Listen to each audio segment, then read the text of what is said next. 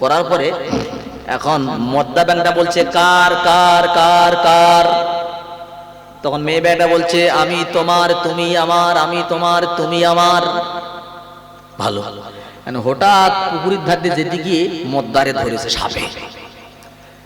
এখন মেয়ে ব্যাংকটাকে তো ধরেছে, তখন মেয়ে মদ্দা ব্যাংকে বলছে কার কার কার কার, তখন মেয়ে ব্যাংকটা বলছে যে যার সে তার, যে যার সে তার। আর বুঝছেন আমরা কোন ধরনের মোল্লা? আমরা সবাই সুবহানাল্লাহ, আমরা হলাম মোল্লা যেই বলে গুলি আসতেছে বলে যে যার সে তার, তুই মর আমি করি। ও বন্ধু, আল্লাহওয়ালা কারা? কয়েকটা প্রমাণ দিলাম মাত্র, আর একটা ছোট্ট করে শোনেন।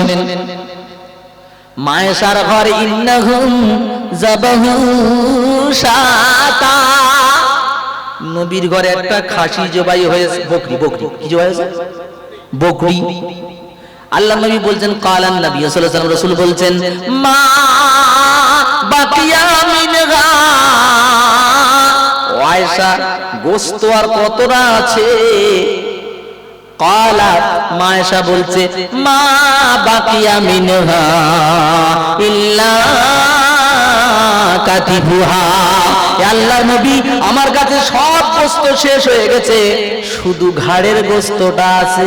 কিসের গোশত আছে? চাচি কিসের গোশত আছে? তুমি ওদিকে তাকাচ্ছ কেন বা? তুমি আমার এখানে এক নম্বর ঘাড়ের। নবী কি বলে দেখেন, নবী বলছে বাকিয়া কুল্লুহা গায়রা কাতিবিহা, ও আয়েশা সব গোশত আছে, ঘাড়ের গোশত গেছে। দুজনের কথা কি এক হয়েছে? মা আয়েশা বলছে সব গোশত গেছে, ঘাড়টা শুধু আছে। আর নবী বলছে সব গোশত আছে, শুধু ঘাড়ের গোশত গেছে। আল্লাহওয়ালা কারা দেখেন? আয়েশা সঙ্গে সঙ্গে এক কথায় মেনে নিয়েছে, বলে হুজুর একটু বুঝিয়ে দেন। আমার নবী বলছে আয়েশা তুমি জানো না যে গোশতগুলো তুমি আল্লাহ রাস্তায় দিয়েছো, আল্লাহর কসম ওটা আল্লাহর কাছে জমা হয়ে গেছে, আর যে ঘাড়ের গোশতটা রেখেছো এটা রান্না করে খাওয়া হবে, এটাই চলে যাবে, এটা কিয়ামতে পাবো না।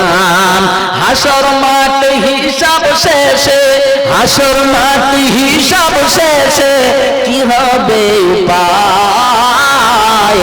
আয় রে তোরা আয়, জলসার ভিতরে আয়, আয় রে তোরা আয়, মসজিদেতে আয়। আল্লাহওয়ালা পরীক্ষা করা হচ্ছে। আহা, দেখেন আর একটা পরীক্ষা বলি।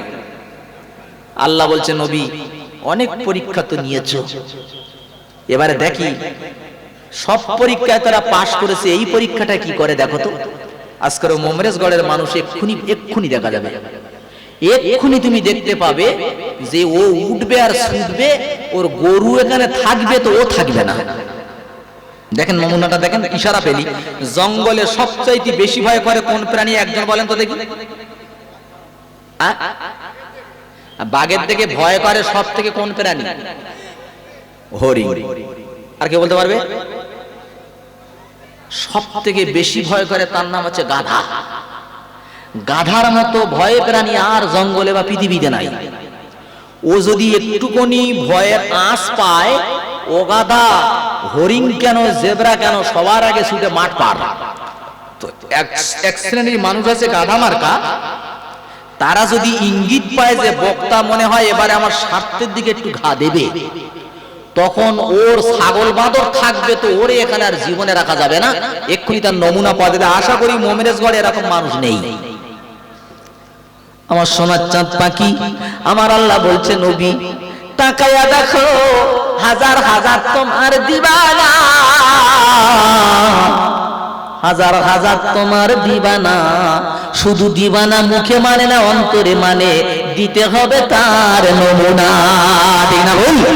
খুশবু খুশবু মিষ্টি মিষ্টি আল্লাহর নবী পাকের নাম, রওজা ফুলের বাগান, সুন্দর সুন্দর মিষ্টি মিষ্টি আল্লাহর কালাম পাকের নাম, এ রওজা ফুলের বাগান, ঠিক না বল? হ্যাঁ বলেন। আমার দাদা ভাই সোনার পাখি কি হালাত দেখেন। আল্লাহ বলছে নবী তাস করে দেখো এরা স্বার্থবাদী কারা, এর মধ্যে মুনাফিক যারা স্বার্থবাদী কারা, মুনাফিক কারা কি করে চিনবো? আল্লাহ বলে নবী মুনাফিক তো হয় না হিন্দুর ভিতরে হয় না, মুনাফিক হয় মোল্লার ভেতরে, জামাতে যায়, চিল্লা দেয়, পীরের হাতে বায়াত হয়, তাহাজ্জুদ পড়ে, হজ করে, ওমরা করে, তারপরে মুনাফিক। কি সর্বনাশ কথা শুনো আবার। আল্লাহ বলে নবী জানো না মুনাফিকদের কি নমুনা? তার মধ্যে দুটো নমুনা বলেছেন। এক নাম্বার নমুনা, যদি বলা যায় ও মুসলমান তুমি তো বলেছো আল্লাহ এক, আল্লাহ খাওয়ায়, আল্লাহ মারে, আল্লাহ পড়ায়, আল্লাহ বাঁচায়, আর আল্লাহ মাল দেয়, আল্লাহ মাল কেড়ে নেয়, ঠিক না বল? ফেরাউনের মাল দেশে আল্লাহ আদর করে নেছে কখন? জুতো মেরে। নমরুদের মাল দেশে আদর করে মেরেছে তার জুতো মেরে, আর পানি দিয়ে মেরেছে ফেরাউন, আর নমরুদ মেরেছে জুতোয়। হ্যাঁ, আল্লাহ বলে তাকাও মালের সৎ ব্যবহার করবি তো তুই তোর মাল বেড়ে যাবে, আর মাল পেয়ে যদি নিজেকে দাদা মনে করিস এমন ফকির বানাবো, তোর বাড়ির রাখালকে ধনী বানাবো, তোর ভিক্ষতে তার বাড়ি পাঠাবো। এরকম দুনিয়া আছে না, হয়েছে না হয়নি? ও সোনার চাঁদ মাল যখন চেয়েছে, প্রথম মাল চাইলে মুনাফিকি দাঁড়াবে না। আর মুমিনরাই, মোমরেজগড়ের মুমিন যারা জামার বোতাম খুলে বলবে হাবিবুল্লাহ আজ করে দেব, সামনের বছর আর থাকবো কিনা জানি না, আজ করে দেব হুজুর, আজ করে দেব হুজুর, আর চান্স হয়তো পাবো না। বিশ্বাস করেন সোনার ভাই, আজ প্রায় 10 থেকে 12 দিন হচ্ছে, দুদিন সবে অফ গেছে, 10 থেকে 12 দিন হলো প্রত্যেক দিন সকালবেলা ফজরের নামাজে মাইক এলান করা হচ্ছে জানাজা হবে, ওখানে জানাজা 3টি 4টি করে জানাজা। আমি মনে মনে করলাম আল্লাহ বুঝি এই বিষয়ে তো আমারও পালা পড়ে যেতে পারে, বেশি বেশি করে তওবা করলাম আল্লাহ কি হবে জানি না, তাই সামনের বছর থাকবে কে কে একবার হাত তুলে দেখাও দেখি। তাহলে ইনশাআল্লাহ ওয়াজ শুনতেছে, বার বুঝে আসলো ও শুনছে। ও শোনা চাঁদ মুমিনরা কি বললেন? মরলে শহীদ জিতলে গাজী, এই তো যাদের নেশা, তাদের নিয়ে খেললে তো ফল হবে সর্বনাশা, খেলার গুটি সাজিয়ে সোজা ও মুদিয়া কোনো ছুঁড়ে ফেলো, মুসলিম নিয়ে 7টা খেলার ফল হবে না ভালো।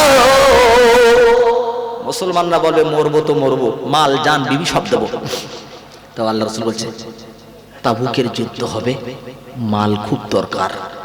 ও আমার মোমরেজগড়ের সোনার পাখিরা শোনো, দিল থেকে অন্তর থেকে বলছি, মাল যখন দেয়া শুরু হলো, রোমাল যাচ্ছে, রোমালে রক্ত। নবী বলছে রোমালে রক্ত কেন?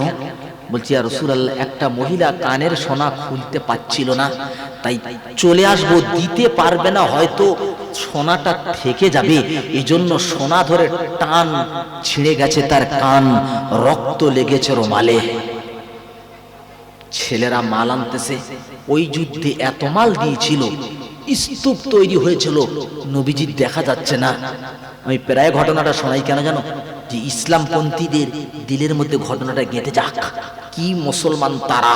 এবারে 3 জন সাহাবা নিয়ত করেছে, সব জায়গাতে আবু বকর সিদ্দিক জিতে যায়, ইবাদতে জিতে যায়, রোজায় জিতে যায়, দানে আজকে আবু বকরকে হারাবো, হিংসা করা জায়েজ।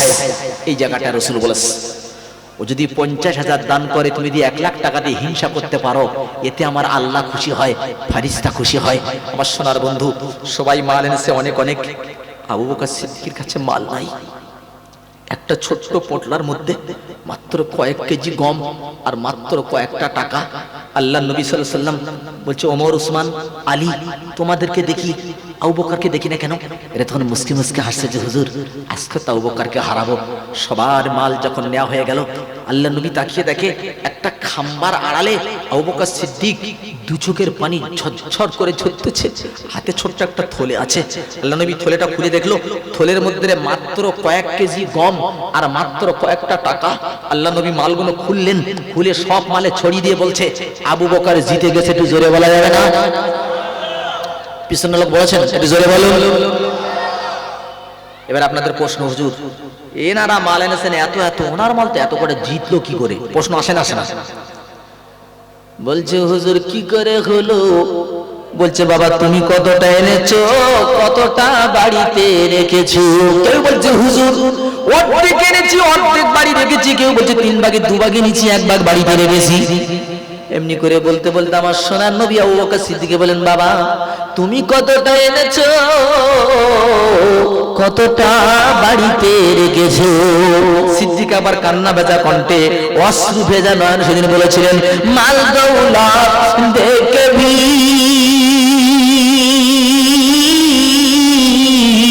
सब रह गया मेरे लिए, एक खोदा मेरे लिए, एक मुस्तफा मेरे लिए। या রাসূলুল্লাহ মাল বলতে যা ছিল সব আপনার কদমে হাজিরি করেছি, আর বাড়িতে শুধু আল্লাহ আর আল্লাহর নবীর নামটুকু রেখেছি। জোরে বলে। সব সাহাবীরা মাথা নিচু করে বলছে হেরে গেলাম, কারণ আমরা তো বাড়িতে খাওয়ার জন্য কিছু রেখেছি, আবু বকর কিছু রাখলো না।